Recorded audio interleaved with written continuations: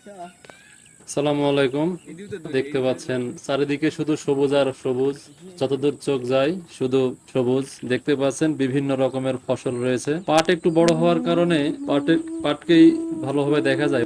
এখন দেখতে পাচ্ছেন বিশাল একটি পুকুর, সুবিশাল পুকুর। এখানে প্রায় 4-5 বিঘা জমির উপর একটা বিশাল পুকুর, বাণিজ্যিক পুকুর। এখানে অনেক ধরনের মাছ চাষ করা হয়। দেখতে পাচ্ছেন পুকুরের ওই পাশে গ্রাম, এটা হচ্ছে সর্বশেষ সীমানা। গ্রামের পাশে পুকুর আর বিভিন্ন ধরনের ক্ষেত রয়েছে, মাঠ, দিগন্ত বিস্তৃত মাঠ। পুকুরের চারপাশ দিয়ে কলা গাছ লাগানো। আবাদি জমিতে পুকুর কাটা হয়েছে। আজ থেকে 5-7 বছর আগে এরকম পুকুর ছিল না, এখানে সমতল জায়গায় ছিল। তো বর্তমানে যেহেতু আমরা মাছ চাষে আমাদের দেশ অনেক উন্নত হয়েছে, তারই পরিপ্রেক্ষিতে আমাদের দেশে এখন মাছ চাষের চাহিদা বেড়েছে অনেক, সেজন্যই এই পুকুরে অনেক ধরনের মাছের চাষ করা হয়।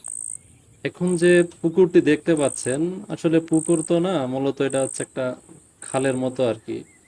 এইটা আমাদের পুকুর, আমার বাবার জমিতে এই পুকুরটি কাটা। আসলে যখন বড় পুকুর কাটা হয়, সে বড় পুকুরের প্রভাবের কারণে, খারাপ প্রভাবের কারণে আমার বাবার জমিতে আর কি পানি জমে থাকতো, আমার জমির ক্ষতি হতো। সেজন্যই, সে কারণেই ওই পানিটা যেন এখানে জমা হয়ে থাকে, সে কারণে এখানে একটি নালা তৈরি করা হয়।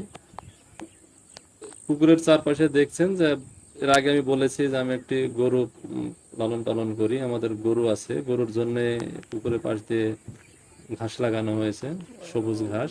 আর পুকুরের ওই পাশে যে আখের জমি আছে, তিল আছে, এগুলা সব আমাদের জমি, আমার বাবার।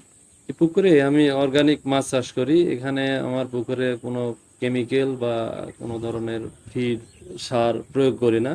নর্মালি মাছ ছাড়ার পরে প্রাকৃতিকভাবে পুকুরের যে খাবার থাকে, যেমন ঘাস থাকে, লতা পাতা থাকে, সেগুলা খেয়ে মাছ বড় হয়। এই মাছগুলা অনেক স্বাদ। আমার এই পুকুরের পাশে যে বাণিজ্যিক পুকুরটা আছে, তার থেকে আমার পুকুরের মাছের স্বাদ বেশি, কারণ এখানে কোনো রকম কোনো ফিড বা আর্টিফিশিয়াল কোনো মাছের খাবার ব্যবহার করা হয় না। মাছের পাশাপাশি যেন কলাও খেতে পারি, ভালো অর্গানিক কলা, স্বাস্থ্যসম্মত, সেজন্য পুকুরের পাড় দিয়ে কলার গাছও লাগিয়েছি।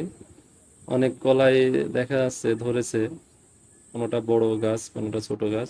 তাহলে আমাদের সবারই উচিত সুস্বাস্থ্যের কথা চিন্তা করে সঠিক খাবার, অর্গানিক খাবার খাওয়া, ভালো খাবার খাওয়া, স্বাস্থ্যসম্মত খাবার খাওয়া, এবং পরবর্তী প্রজন্মের জন্য যেন, তারা যেন, আমাদের পরবর্তী প্রজন্ম যেন সঠিক খাবার পেতে পারে, তার জন্য সেই খাবারের সংস্থান তৈরি করে যাওয়া। ধন্যবাদ সবাইকে।